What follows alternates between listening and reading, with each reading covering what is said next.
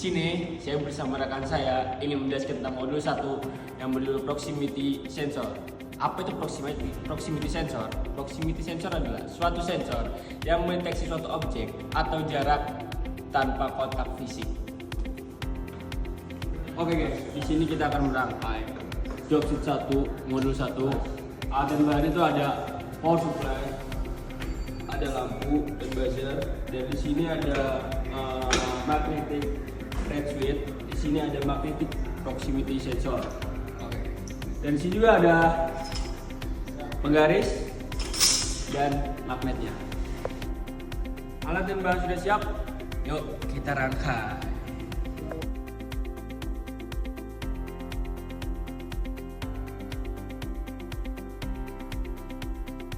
Oke guys, rangkaian sudah jadi, mari kita coba.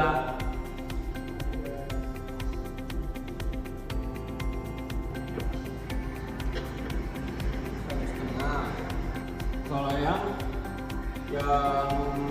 magnetic red switch itu jaraknya sampai 1,5 cm.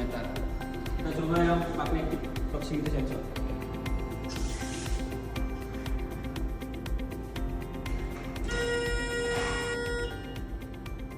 Itu sampai 2,5 doang. Di sini kita bisa simpulkan bahwa red switch itu bisa mendeteksi semua magnet biru dan merah. Kalau yang magnetic proximity sensor itu cuma bisa mendeteksi cuma merah doang. Terima kasih. Oke teman-teman, mari kita lanjut ke modul 1 job sheet kedua. Di sini kita akan merangkai sensor proximity induktif. Di mana alat bahan yang digunakan itu di sini ada sensor proximity induktif yang bertipe flash dan ada juga yang bertipe expose. Nah, di sini juga kita memakai power supply, indikator lamp dan buzzer, dan juga ada plat besi dan penggaris untuk mengatur jarak. Nah, mari kita rangkai teman-teman.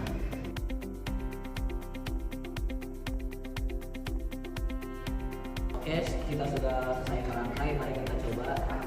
Nah, di sini untuk sensor yang bertipe flash itu akan disambungkan ke buzzer untuk expose ke lampu.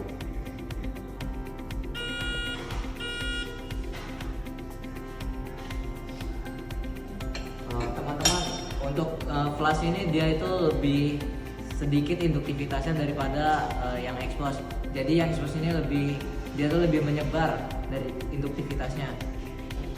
Oke, sekarang ini modul 1 job sheet 3 yaitu menggunakan sensor proximity induktif yang tipe M12. Oke, saya menggunakan sensornya sebagai alat utama yang kita gunakan, yaitu kita menggunakan position slide untuk mengubah atau jarak dari plat besi. Kita juga menggunakan plat besi dan juga kita menggunakan penggaris sebagai untuk mengetahui jaraknya seberapa.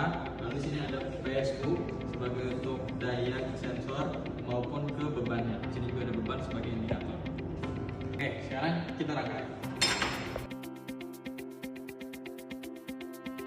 Oke, sekarang setelah kita rangkai, sekarang kita coba. Di jarak mulai dari 8 cm terus mundur ke sampai 1 cm dan mengenai sensor permukaan sensor. Oke, sekarang kita bahas tentang kesimpulan. Kesimpulannya dari penggunaan dari sensor ini yaitu dia memiliki jarak pembacaan itu yang sedikit karena memang dari dimensi dari sensornya itu juga cukup kecil. Itu juga yang menyebabkan kenapa tipenya itu disebut dengan M12 karena mengikuti dari ukuran si sensor tersebut kurang lebih sekitar ukuran 1,2 cm.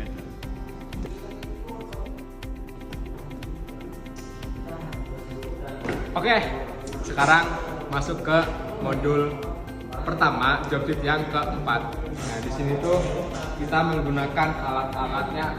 Yang pertama ada sensor induktif bertipe dia expose.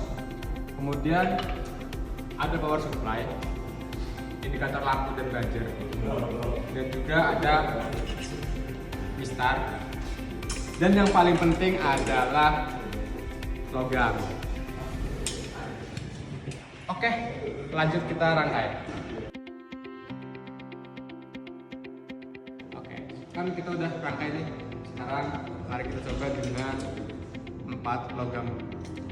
Yang pertama ada besi.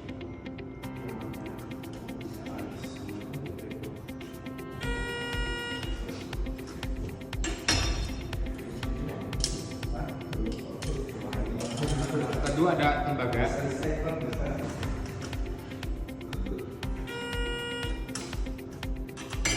Yang ketiga ada kuningan.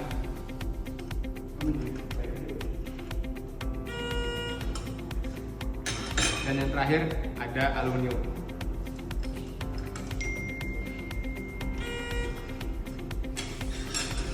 Oke, jadi setelah kita melakukan percobaan, dapat disimpulkan bahwa keempat logam ini bekerja dengan baik. Namun, dari keempat logam ini, yang paling bagus itu besi, karena dia memiliki jarak yang lebih jauh dibanding dengan logam-logam yang lainnya.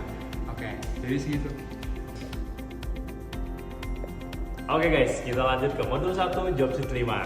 Oke, kita langsung ke papan trainer. Di job sheet 5 ini kita menggunakan satu sensor PNPS 095015 atau sensor kapasitif bertipe autonomic CR18 8DP. Terus kita menggunakan measuring scale nih. Terus kita pakai penggaris manual juga sebagai pembanding aja karena kita nggak tahu ini pembacanya benar atau error nih. Terus di sini juga kita pakai power supply serta indikator line dan buzzer dan semua material tester. Di sini ada berbagai logam dan berbagai plastik. Yuk kita langsung rangkai. Oke guys, kita sudah selesai merangkainya. Langsung aja kita coba rangkaian baru kita rangkai. Kita akan mencoba menggunakan berbagai material mulai dari yang logam dan non logam. Kita nyalakan dulu power supply-nya. Power sudah nyala, kita langsung coba dari yang logam besi.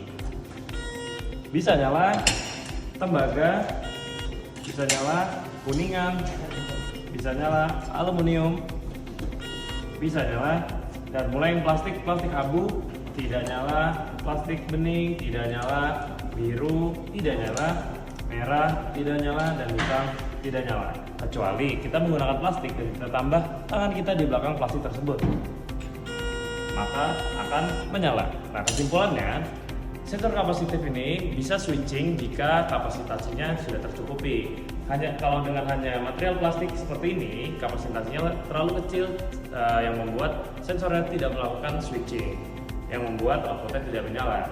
Kalau material-material logam seperti tembaga, besi, kuningan itu sudah cukup kapasitasnya membuat sensornya switching. Sekian pemaparan dari modul 1 dari kelompok 3. Kurang lebihnya kami mohon maaf. See you next time di next project.